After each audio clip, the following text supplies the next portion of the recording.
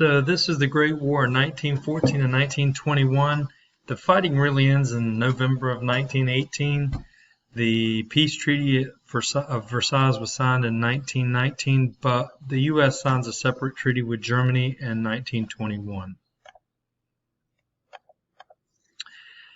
So here's some of the causes of the war. Remember, Europe hasn't been at war since Napoleon in 1814, so it's about 99 years, 100 years Europe has been relatively at peace.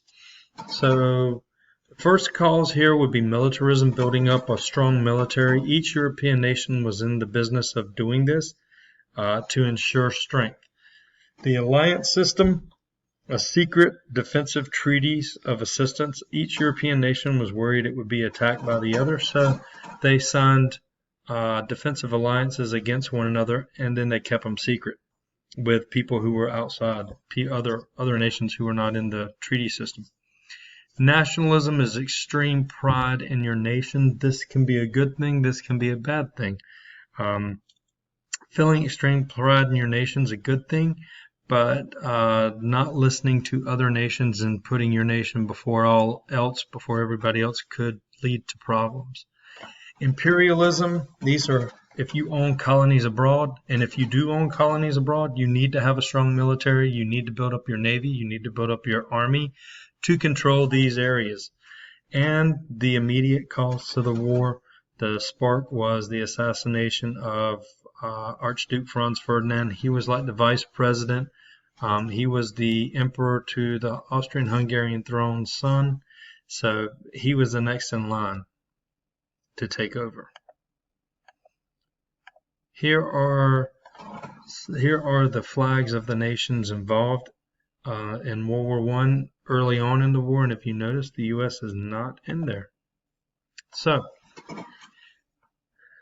this militarism and arms race led us to war. You have the Triple Alliance, the Central Powers, that would be Germany, Austria-Hungary, the Ottoman Empire. You have the Triple Entente, France, Britain, and Russia. There's that famous poster we saw in the last section. The spark. This would be the assassination of Archduke Franz Ferdinand. He was shot in the stomach by Gavrilo Princip, an 18-year-old member of the Black Hand, and this is an organization to free all Serbians of Austrian and Ottoman rule. They were a radical group, and as you see here, the alliances would cause a chain reaction to where Serbia would be declared war on by Austria-Hungary.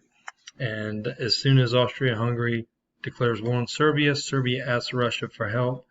When Russia comes to the aid of Serbia because they couldn't break their vow they had promised in 1912, Austria-Hungary asked Germany to back them up. And so we have a domino effect after this.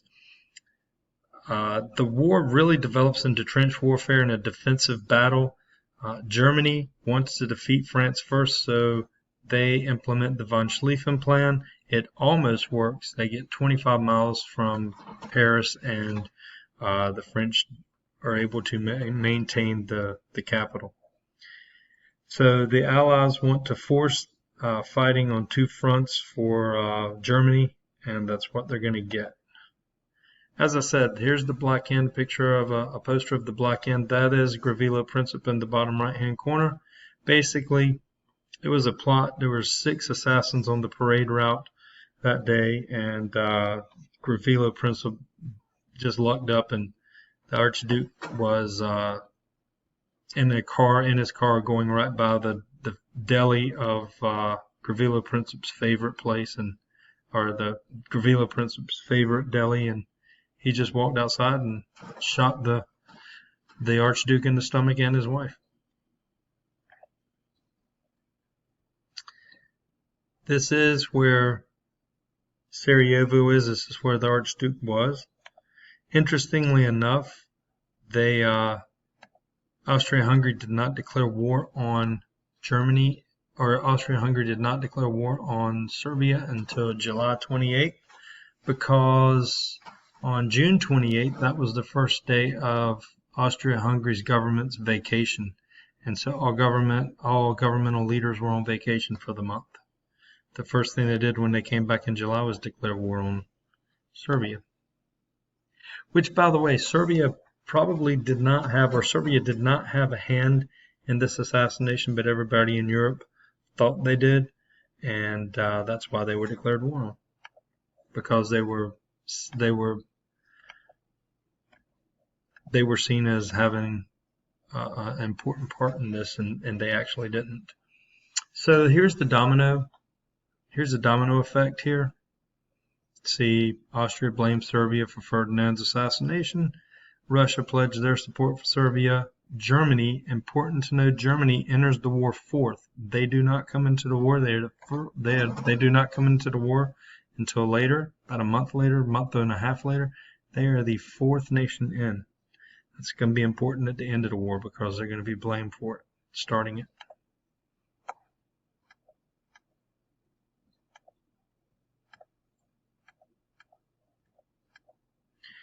So once again, Germany declares war on Russia. France pledges their support for Russia. Germany declares war on France, invades Belgium, von Schlieffen plan, to put France out of the war early. And when Germany invades Belgium, Belgium gets support from Britain. And as you see, Belgium declares war on Britain, Belgium declares war on Germany, and then Great Britain ends up declaring war on Germany. Once again, here are the flags of the Central Powers and the Allies. There's another map.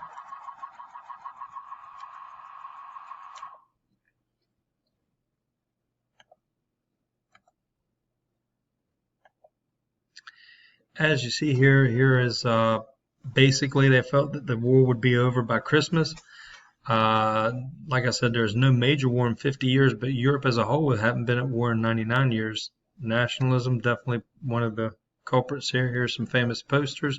Yes, Uncle Sam was created as a recruitment poster for World War I. It's an Austrian recruit, or an Austrian.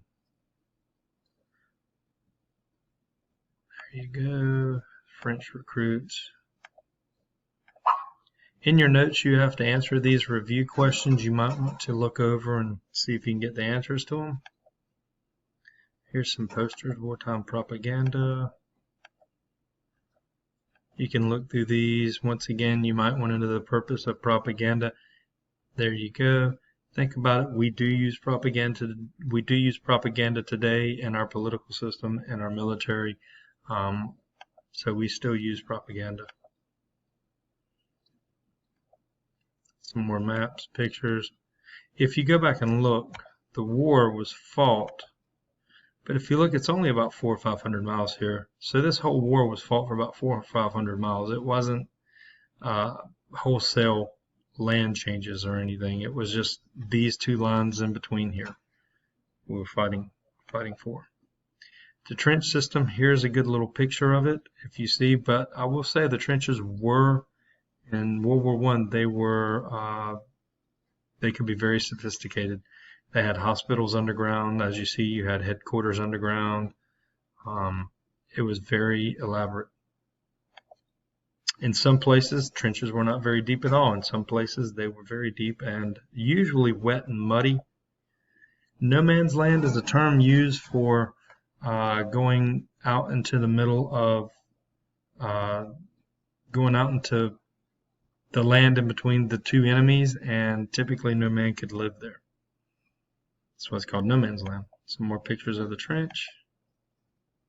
They usually have barbed wire along the trenches, so it's hard to get in and out of.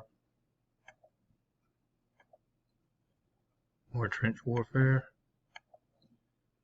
As you see the stench, if you read a little bit about this, I think you have to take notes on this as well. But the stench of these this area of this battlefield was very nasty. You can read this. Soldiers did not bathe. You have creosote. This is the tar on the old. Telephone poles. That if you know the old wooden telephone poles that had that oily black tar looking stuff is called creosol. As you see, chloride of lime was used to stave off constant threat of disease and infection, but it has a smell. Of course, the lingering odor of poisonous gas, sandbags, cigarette smoke, mud, stagnant mud, cooking food. You get used to it. Verdun, German offensive here. Each side loses 500,000. Battle of the Somme, as you look here, the British lose 60,000 troops in the first day. This is actually going to affect Britain in the future. They actually lose a lot of their generation that would be there to fight World War II. A lot of these men are going to die, or this younger generation is going to die in World War I. They lose 60,000 in the first day. There's, as you see here, 420,000 British men lose their lives, 200,000 French, and 500,000 Germans. So here's the Battle of the Somme.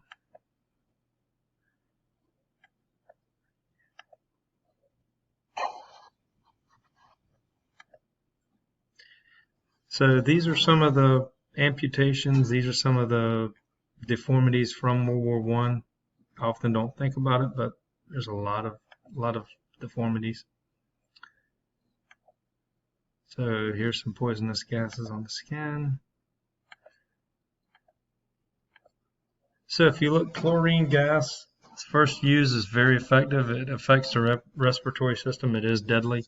Phosphine gas is 18 times more potent than chlorine gas, so it's very deadly.